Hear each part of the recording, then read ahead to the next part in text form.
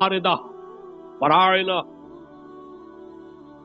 जमाल अब्दुल नासिर ने नारा लगाया था, नहनु अबनाउल फराइना, बड़े फख्र के साथ हम फिरौनों की औलाद हैं। और सद्दाम ने लगाया था नारा, नहनु अबनाउल नमारिदा, हम नमरूदों की औलाद हैं। इराक के बादशाहों का लक़ब नमरूद था और मिस्र के बादशाह फराइना थे, फिरौन थे।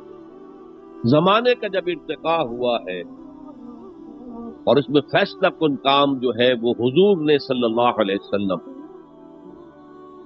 जब हुजूर की हयात तैयबा के बाद खिलाफत इनफिरादी से इज्तिमाई हो गई। जब तक नबूवत जारी थी नबी ही खलीफा होता था, अल्लाह उसकी हॉटलाइन अल्लाह के साथ वही की लगी हुई है। उधर से हुक्म आता है वो इंप्लीमेंट करता है, जहां उसका हुक्म नहीं है वो अपना बेस्ट जजमेंट इस्तेमाल करके फैसला करता है। यही है वाइसजेरेंसी, यही है खिलाफत, एसेंस ऑफ खिलाफत यही है। जैसे वाइसराय दिल्ली में होता था, हमारा बादशाह या मलका तो इंग्लिस्तान में होती। अब जो हिज मैजेस्टीज गवर्नमेंट या हर मैजेस्टीज गवर्नमेंट से हुक्म आया, वाइसराय उसमें कोई तगय्युर और तबद्दुल नहीं कर सकता, he has to implement it as such. जहां कोई हुक्म नहीं है तो वो मकाम पर बैठा है, ऑन द स्पॉट है, हालात को देखे और जो ममलकत और किंगडम की मसलहत में सबसे बेहतर नजर आए वो फैसला करते हैं। लेकिन हुजूर पर नबूवत खत्म तो खिलाफत कलेक्टिव हो गई, खिलाफतुल मुस्लिमीन। अगरचे शुरू शुरू में अमीरुल मोमिनीन कहा जाता था, कुछ अरसे के बाद खलीफतुल मुस्लिमीन ये इस्तिलाह जो है वो आम। इसी तरह इनफिरादी मुलूकियत की बजाय इज्तिमाई मुलूकियत का तसव्वुर जो है शैतान ने पट्टी पढ़ाई।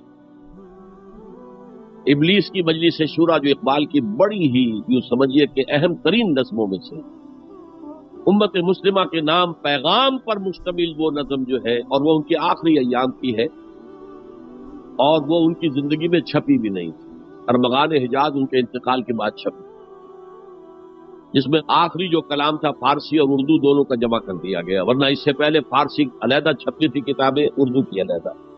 लेकिन अब इतना कम था कि उनके लिए अलहदा अलहदा किताबें शाया करना मुनासिब नहीं समझा। इब्लीस ने मजलिस शूरा बुलाई।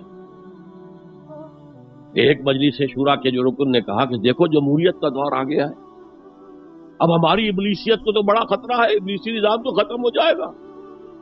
जमहूरियत तोड़ दी बंदों ने आकाओं के खेमों की तनाब। ये तो अवाम ने जो है अपने आका बैरन्स और लॉर्ड्स और बादशाहों के खेमों की तनाबें तोड़ दी, गिरा दिए खेमे। ये तो इनकलाब आ रहा है, मेरे आका वो जहां जेरो जबर होने को है, जिस जहां का है फकत तेरी सियासत पर मदार। इब्लीस क्या कहता है बड़े ठंडे अंदाज में, हमने खुद शाही को पहनाया है जमहूरी लिबास, जब जरा आदम हुआ है खुद शनासो खुद निगर। आज आदमी में एक सेल्फ इंपॉर्टेंस पैदा हो चुकी है। ये बादशाह कौन होते हैं जो हमारे सरों पर मुसल्लत है, महलों में रहते हैं, ऐश करते हैं, जो खून पसीना जो है वो किसान कर रहा है। अभी इंडस्ट्रियल रेवोल्यूशन तो नहीं हुआ था, वो सारी बात जो थी वो जरी मईशत थी। खून पसीना वो करता है, फसल में से लॉयंस शेयर आकर बैरन और लॉर्ड वो ले गया और उसमें से एक हिस्सा उसने बादशाह को पहुंचा, एक अपने पास रखा, जालिमाना निजाम। तो हमने देखा कि इंसानों में कुछ शऊर पैदा हो गया, खुद शऊरी। तो हमने मुलूकियत को ढाल दिया नए सांचे में, हमने खुद शाही को पहनाया है जमहूरी लिबास। वो गंदगी जो फिरौन के सर पर टनों के हिसाब से रखी हुई थी, हमने कहा तोला तोला सब में तकसीम कर दो, एक एक वोट सबके हाथ में दे दो और कह दो तुम हाकिम हो।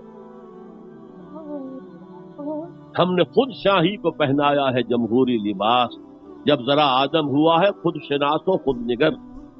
तूने क्या देखा नहीं मगरिब का जमहूरी निजाम, चेहरा रोशन अंदरूं चंगेज से तारीख कर। It is the dictatorship of the capitalist, जिसे जमहूरियत का नाम दिया जा रहा है। खेल है, तमाशा है।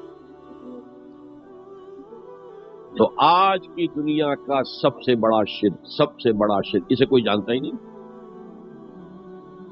وہ شرک فی العقیدہ ان کو معلوم ہے، اور اس کے اوپر فتوے بھی وہ لگا دیں گے۔ کوئی قبر کے سامنے کھڑے ہو کر کوئی دعا کر رہا ہے، کسی کو رکوع کر لیا، کسی نے سجدہ کر لیا، تو خیر ٹھیک ہے، وہ تو ایک شرک جلی ہو رہا ہے، وہ تو معلوم ہے، اس کی نفی ہو رہی ہے۔ لیکن یہ وہ تھے شرک جو پہلے تھے، آج کا شرک بالکل اور ہے۔ آج کا شرک دو میں گنوا دیتا ہوں آپ کو، ایک ہے عوامی حاکمیت کا تصور، ایک ہے مادہ پرستی کا تصور۔ مادے پر سارا توکل اور اعتماد ہے، اللہ پر کہاں توکل رہا، کہاں اعتماد رہا۔ میٹیریلزم یہ ایک مذہب ہے، یہ ایک فلسفہ ہے۔ بہرحال اطاعت کے ضمن میں شرک فی الاطاعت کیا ہے؟ انفرادی سطح پر نفس پرستی، نفس کو اپنا معبود بنا لینا۔ اجتماعی سطح پر عوام کی حاکمیت، بدترین شرک۔ اب آئیے محبت، شرک فی المحبت کیا ہے؟ اگر کسی بھی شے اور کسی بھی انسان کی محبت اللہ کی محبت سے بڑھ جانا تو دور کی بات ہے، برابر بھی آ کر ہم نشین ہو گئی، بیٹھ گئی، تو یہ شرک ہے۔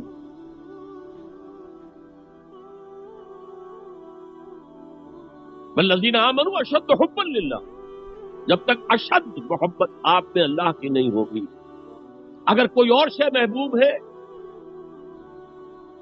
تو من الناس من یتخذ من دون اللہ اندادا یحبونہم کحب اللہ، لوگوں میں سے ایسے بھی ہیں جنہوں نے اللہ کو چھوڑ کر کسی اور چیزوں کو مد مقابل بنا لیا ہے، ان سے وہ محبت کرتے ہیں جو اللہ سے کرنی چاہیے تھی۔ توحید کا تقاضا ہے لا محبوب الا اللہ، لا مطلوب الا اللہ، لا مقصود الا اللہ۔ مقصود و مطلوب اور محبوب حقیقی اللہ کے سوا کو۔ اور وہ آیت میں آپ کو سنا چکا ہوں، سورہ توبہ کی آیت نمبر 24، انتہائی لرزا دینے والی آیت۔ قل ان کان آباؤکم وابناؤکم واخوانکم وازواجکم وعشیرتکم واموال اقترفتموها وتجارۃ تخشون کسادها ومساکن ترضونها احب الیکم من اللہ ورسولہ وجہاد فی سبیلہ فتربصوا حتی یاتی اللہ بامرہ واللہ لا یہدی القوم الفاسقین۔ اے نبی، ان کے کان کھول دیجئے، اچھی طرح سنا دیجئے کہ اے لوگوں، اے ایمان کے دعوے داروں، اگر تمہیں اپنے باپ، اپنے بیٹے، اپنے بھائی، اپنی بیویاں یا بیویوں کے لیے شوہر اور اپنے رشتہ دار اور اپنے وہ مال جو بڑی محنت سے کما کر کھتے بھرے ہوئے ہیں اور اپنی وہ تجارت جس کی کساد بازاری کا تمہیں اندیشہ رہتا ہے مندہ نہ ہو جائے، اور اپنے وہ محل، اپنی حویلیاں جو تم نے تعمیر کی ہیں اور بہت تمہیں محبوب ہیں، انہیں خوب فرنش کیا ہے، اگر یہ 8 چیزیں محبوب تر ہیں اللہ سے اور اللہ کے رسول سے اور اللہ کی راہ میں جہاد سے، تو جاؤ دفع ہو جاؤ، وہاں بیٹھ کر انتظار کرو یہاں تک کہ اللہ اپنا فیصلہ سنا دے، اور اللہ ایسے فاسقوں کو کبھی ہدایت نہیں دیتا۔ 8 چیزیں۔ اقبال نے بہت خوب کہا ہے، یہ مال و دولت دنیا، یہ رشتہ و پیوند، 5 قریب ترین رشتے آ گئے، باپ، بیٹا، بھائی، زوجین اور رشتہ دار۔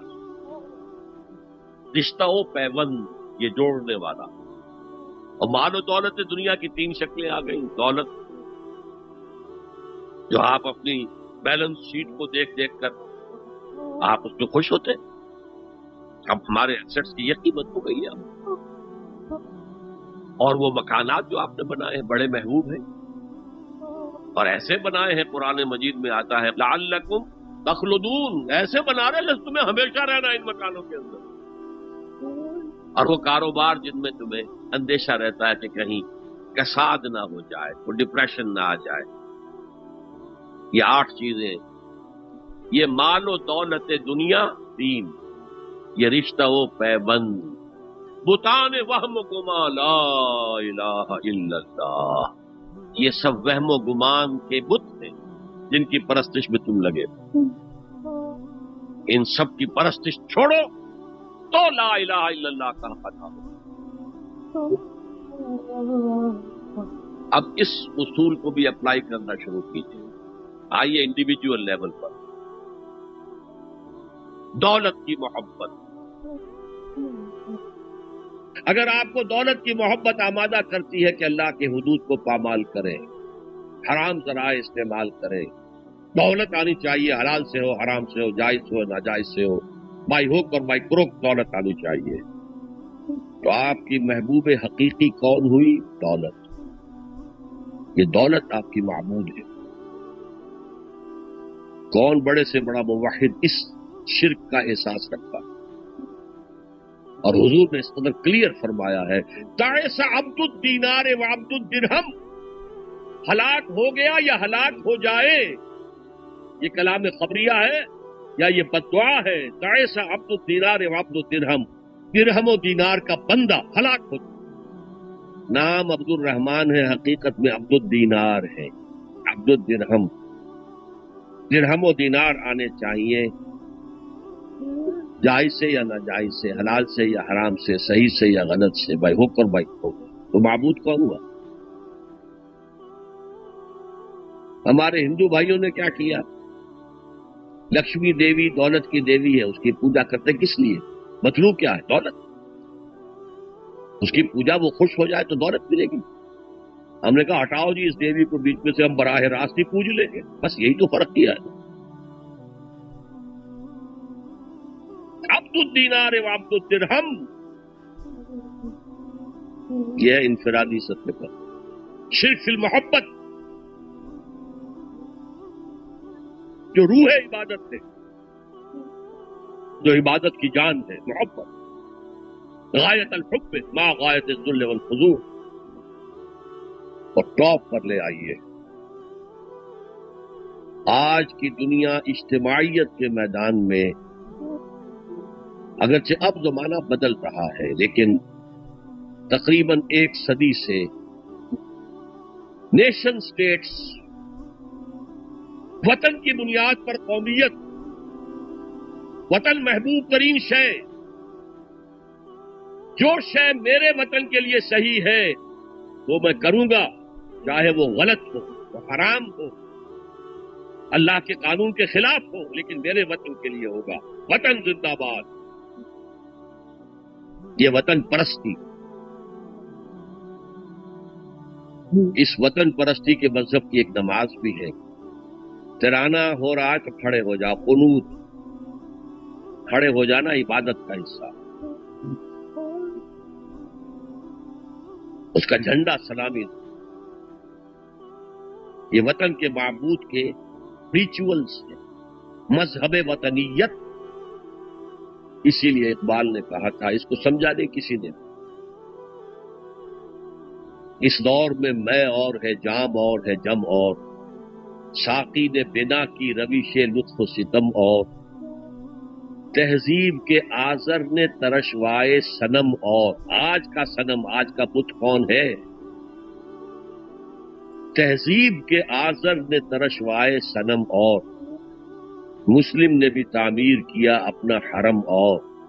ان تازہ خداؤں میں بڑا سب سے وطن ہے، جو پیرہن اس کا ہے وہ مذہب کا کفن.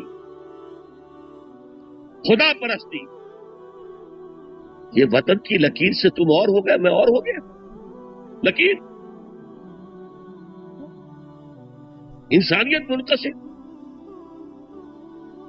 جو تمہارے وطن کے لیے ٹھیک ہے وہ تم کرو گے، چاہے وہ اخلاقاً غلط، اور جو میرے وطن کے لیے ٹھیک ہے وہ میں کروں گا، چاہے اخلاقاً غلط. یہ کون سا دین ہے؟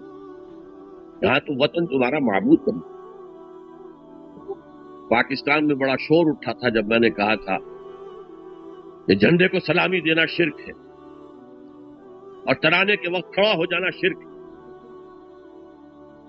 اور میں کبھی بھی تقریبات میں جاتا ہوں، اقبال ڈے ہو رہا ہے، کچھ اور ہو رہا ہے، میں ان تقریبات کا مقرر نہیں ہوں، لیکن جب بہت زور دیتے چلا جاتا ہوں. لیکن وہاں کرانا پڑا جاتا، میں بیٹھا رہتا، میں کھڑا نہیں ہوتا. اور اس پر چیبے گوئیاں ہوتی ہیں اخبارات کے کہ میرے نزدیک یہ وطن کی نماز پڑھ رہے ہو، تمہارا یہ قنوت اور وطن کا ترانہ، اس میں حمد ہو رہی ہے وطن. یہ کیا ہے؟ آج کے دور کا بدترین شرک، شرک فی المحبت۔ آگے چلیے، شرک فی الدعا، کسی کو مت پکارو کسی مدد کے لیے سوائے اللہ۔ وَأَنَّ الْمَسَاجِدَ لِلَّهِ وَلَا تَدْعُوا مَعَ اللَّهِ أَحَدًا، اللہ کے ساتھ، یعنی ایک تو یہ کہ اللہ کو چھوڑ کر کسی کو پکارنا، ایک ہے اللہ کے ساتھ پکارنا، اللہ کو بھی پکارنا اوروں کو بھی پکارنا۔ بدترین شرک ہے دعا اللہ کے لیے، ندا اللہ کی۔ اس کا بھی ذرا میں تجزیہ کر دوں گا۔ دیکھیے، ایک ہے عام مادی قوانین دنیا کے جو ہے اس کے تحت کسی سے مدد چاہنا، بھائی ذرا مجھے پانی پلا دینا، یہ بھی آپ نے مدد چاہیے ہے نا۔ حضور کے بارے میں تو آیا ہے کہ آپ اتنے خوددار تھے صلی اللہ علیہ وسلم کہ اگر سواری پر ہوتے تھے اور آپ کا کوڑا نیچے گر جاتا تھا تو کسی سے یہ نہیں کہتے تھے کہ یہ کوڑا مجھے اٹھا کے دے دو، بلکہ خود سواری سے اتر کر کوڑا اٹھا۔ تو یہ جو قانون مادی ہے اس کے تحت مدد مانگنا کوئی بری بات نہیں ہے، کوئی غلط بات نہیں۔ ماورائی اعتبار سے، غیبی اعتبار سے کسی سے مدد مانگنا کسے باشد کوئی ہو، شرک، شرک فی الدعا۔ ان المساجد للہ فلا تدعوا مع اللہ احد۔ ایک ہے استعارتن، استعارتن اقبال کہتا ہے ہمالا ہے فصیل کشور ہندوستان، تو یہ خطاب بالکل ایک استعارہ سا ہے۔ اسی معنی میں مولانا حالی نے اپنی مسدس کے اختتام پر جو مناجات لکھی ہے، خاصہ خاصان رسول وقت دعا ہے، امت میں تیری آ کے عجب وقت پڑا ہے۔ تقویٰ کا مفہوم ہے بچو، اتقوا اللہ، بچو اللہ کی ناراضگی سے، بچو اللہ کی معصیت سے۔ یہ تمام لفظ مفہوم کے اندر وہ چیز، جیسا کہ میں نے عرض کیا کہ ڈر، محاسبہ اخروی کا جو خوف ہے وہ بھی مطلوب شے ہے، لیکن یہ کہ ان تمام چیزوں کو جب لفظ ڈر کے عنوان کے تحت ہم لے آئے تو یقیناً اس سے پھر اس کا جو ایک ریزلٹنٹ، جو ایک اثر مترتب ہوا ہے نتیجے کے طور پر، وہ یقیناً وہ ایسا ہے کہ جس پر پھر اعتراض کی گنجائش پیدا ہوتی۔ یا ایھا الذین آمنوا اتقوا اللہ ولتنظر نفس ما قدمت لغد۔ اب اس تقویٰ کے ساتھ، جیسا کہ آپ کو معلوم ہے، ایمانیات جو ہیں، ایمان باللہ، اس کا لازمی تقاضا کیا ہے؟ اللہ کا تقویٰ۔ اور ایمان بالآخرہ، اس کا لازمی تقاضا کیا ہے؟ انسان کی نگاہ آخرت پر جمی رہے کہ میری منزل وہ ہے، اصل ٹھکانہ وہ ہے، اصل گھر وہ ہے۔ وَإِنَّ دَارَ الْآخِرَةَ لَهِيَ الْحَيَوَانُ لَوْ كَانُوا يَعْلَمُونَ۔ ہر وقت دھن یہ انسان کے سر پر سوار رہے کہ کل کے لیے میں نے کیا فراہم کیا ہے۔ اب یہاں بڑے لطیف انداز میں آیا ہے، جیسا کہ میں نے ابتدا میں عرض کیا تھا کہ پوری اخروی زندگی کو ایک بہت بڑے کل سے تعبیر کیا، گویا کہ ہماری یہ پوری دنیاوی زندگی، خواہ وہ 80 برس کی ہو، 100 برس کی ہو، یہ ایک آج کے مترادف۔ اور یہی لطیف انداز میں مفہوم ہے اس دعائے ماثورہ میں کہ جو حضور صلی اللہ علیہ وسلم صبح بیداری کے وقت آپ کا ذکر تھا یا آپ کی دعائے مسنونہ تھی، اس کے الفاظ نہیں، الحمدللہ الذی احیانی بعد ما اماتنی والیہ النشور، کہ جیسے روزانہ ہم رات کو سوتے ہیں اور صبح کو اٹھتے ہیں، ایسے ہی ایک بڑی شام آئے گی، وہ شام زندگی ہوگی، اور پھر اس کے بعد ایک صبح آئے گی، اور وہ صبح ہوگی حشر کی، قیامت کی صبح، جس وقت کے ہم اٹھ کھڑے ہوں گے۔ یہ روزانہ کا ہمارا سونا اور جاگنا در حقیقت ریہرسل ہے اس موت اور بعد بعد الموت کا، کہ اس کے لیے ایک روز ہمارے سامنے نمونہ آ رہا ہے۔ تو جیسے آج میری زندگی کا ایک دن تھا، ایسے ہی میری کل زندگی ایک دن ہے، اور جیسے کل صبح طلوع ہونے والی ہے ہر شخص کو معلوم ہے، اور ہر شخص کو یہ فکر دامنگیر رہتی ہے کہ کل کے لیے میرے پاس سامان ہے یا نہیں، کھانے پینے کا سامان، اس سے آگے یہ کہ کل سے آگے اگلا ہفتہ بھی ہے، اگلا مہینہ بھی ہے، اگلا سال بھی ہے۔ انسان جو ہے دور اندیش وہی کہلاتا ہے، اور اس کے برعکس ہم کہتے ہیں عاقبت نا اندیش انسان، کہ جو صرف آج کی فکر کر رہا ہے اور کل کی اسے کوئی فکر نہیں ہے۔ تو اسی کو ذرا، جیسا کہ میں نے عرض کیا تھا کہ اس کو ذرا ضرب دے لیجئے کہ جو ایک سعادت مند بیٹے کا رویہ ہوتا ہے اپنے والدین کے بارے میں، اسی طریقے سے ضرب دیجئے اس کو ایک بہت بڑی مقدار سے، ویلیو سے، تو یہ ہے آخرت کی فکر کے جو دامنگیر ہو جانی چاہیے اس شخص کو جس کو فی الواقع آخرت پر ایمان ہے۔ وَلْتَنْظُرْ، اب یہاں پہ لفظ نظر جو لایا گیا ہے دیکھنے کے لیے نہیں، نگاہ رکھنا، ہر وقت نگاہ جمائے رکھے انسان، ہمیشہ یہ دیکھتا رہے، نگاہ اسی بات پر ٹکی رہے کہ میں کل کے لیے کیا بھیجا ہوں، وہ کل جو آخرت کی کل ہے، وہ بڑی کل جو ہماری زندگی میں آنے والی ہے۔ اسی طریقے سے آپ دیکھیں گے کہ قرآن مجید میں دنیا کے ساتھ لفظ عاجلہ لایا جاتا ہے، عاجلہ جلدی والی۔ عجلت پسند انسان جو ہے وہ عام محاورے میں بھی کوئی اچھا یعنی آدمی بردبار انسان نہیں سمجھا جاتا، ہر وقت جلدی سوار رہتی ہے۔ بردبار انسان وہ ہے جو سہج پکے سے میٹھا ہو، ہر معاملے کو سوچ سمجھ کر آگے بڑھاتا ہے، اس کے اندر ایک تدبر ہے، ایک حلم ہے۔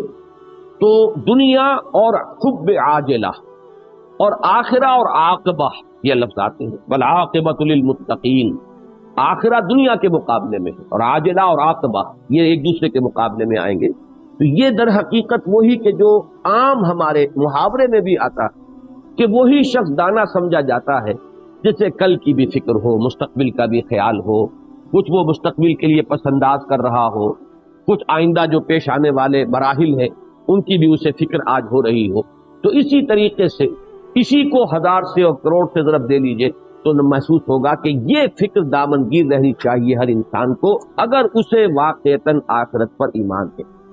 وَلْتَنْظُرْ نَفْسٌ مَا قَدَّمَتْ لِغَدٍ وَاتَّقُوا اللَّهَ، دوبارہ اللہ کا تقوی اختیار کرو، اللہ کی ناراضگی سے بچو، اللہ کی معصیت سے بچو، اللہ کی محرمات سے اجتناب کرو، اللہ کے احکام کو بجا لاؤ۔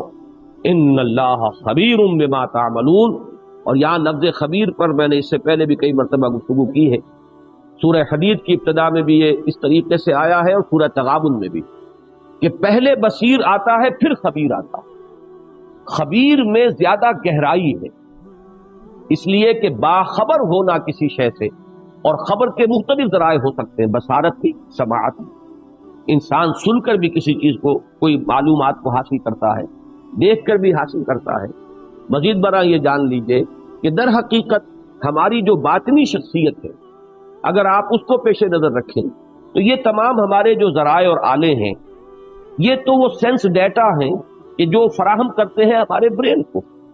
اصل میں جو ڈیسائفر کی جاتی ہیں یہ ساری معلومات، اور ان سب کو جو یہ بڑا کمپیوٹر جو لگا ہوا ہے بہت چھوٹا سا ہے، بہت بڑا، یہ بقامت کہتر اور بقیمت بہتر والی بات اس کے اوپر صادق آئے گی کہ یہ بہت بڑا کمپیوٹر ہے جو ہمارے دماغ میں لگا ہوا ہے، یہ جو ہے اس کو اب انٹرپریٹ کرتا ہے، ڈیسائفر کرتا ہے، اور پھر جو نتیجہ نکالتا ہے وہ خبر ہے کہ جو ہماری اصل اندرونی شخصیت کو ان تمام چیزوں سے نتیجتاً جو بات ملی، جو خبر حاصل ہوئی وہ خبر ہے۔ تو خبر میں بصر یا سمع کی نسبت بہت گہرائی ہے۔ ان اللہ خبیر بما تعملون، جان لو کہ اللہ تعالی خوب باخبر ہے ان چیزوں سے جو تم کر رہے ہو۔ اس لیے کہ بصارت میں اگر آپ لفظ بصیر استعمال کریں گے تو وہ صرف کسی عمل کا ظاہر آئے گا۔ ایک شخص نماز پڑھ رہا ہے، اس کا ظاہر ہے میں نے دیکھا نماز پڑھ رہا ہے، لیکن یہ کہ اس کی نیت کیا ہے، ریاکاری ہے، لوگوں پر اپنے زہد اور تقوی اور دینداری کا روب گانٹنا ہے، یا واقعتاً اس کے دل میں اللہ کا خوف ہے، تقوی ہے، خشوع ہے، خضوع ہے، للہیت ہے، اللہ کی محبت ہے۔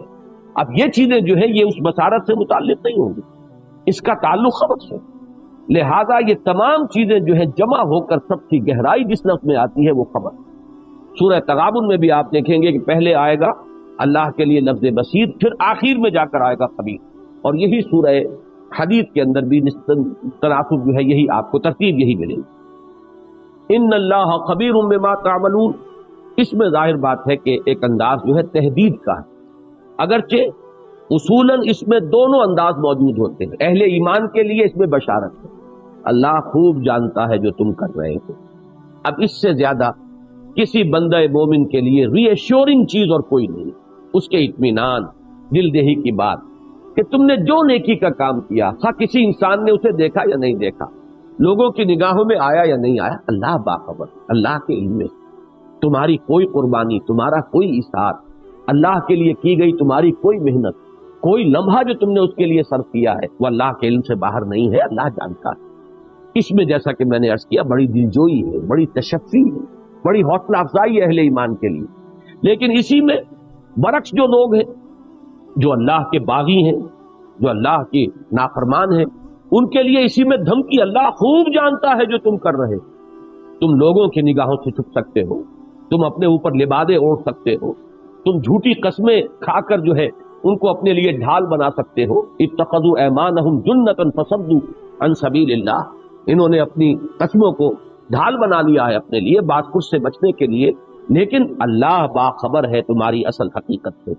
تو یہ دونوں چیزیں اس کے اندر مضمر ہوتی ہیں، لیکن یہاں جیسا کہ میں نے عرض کیا، چونکہ اس آیت مبارکہ میں جو سیاق کلام ہے اس کے اعتبار سے ثابت ہو رہا ہے کہ روح سخن منافقین کی طرف ہے، لہذا یہ تنبیہ اور تحدید کا کلمہ ہے۔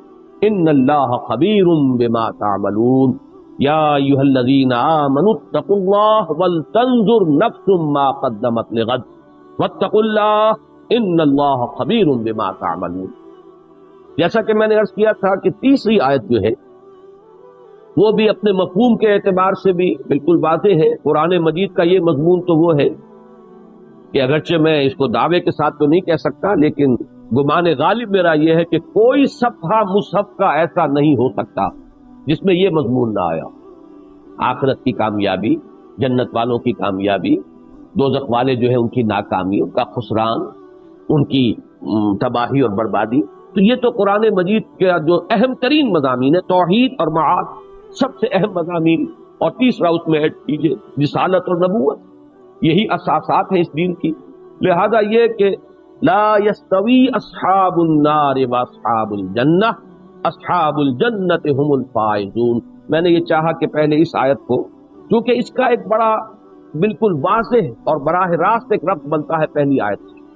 ان سے کہا گیا یا ایھا الذین آمنوا اتقوا اللہ ولتنظر نفس ما قدمت لغد، یہ اس غد کی شرح ہے جو کی جا رہی ہے، وہ جو کل آنے والی ہے، جس کو سورہ تغابن میں کہا گیا ذالک یوم التغابن، اور پھر اس کی شرح کی گئی ومن یؤمن باللہ ویعمل صالحا یکفر عنہ سیئاتہ ویدخلہ جنات تجری من تحتہا الانہار خالدین فیہا ابدا ذالک الفوز العظیم والذین کفروا وکذبوا بآیاتنا اولئک اصحاب النار خالدین فیہا وبئس المصیر۔ اسی طریقے سے اس کی شرح یہاں ہو رہی ہے تیسری آیت میں لا یستوی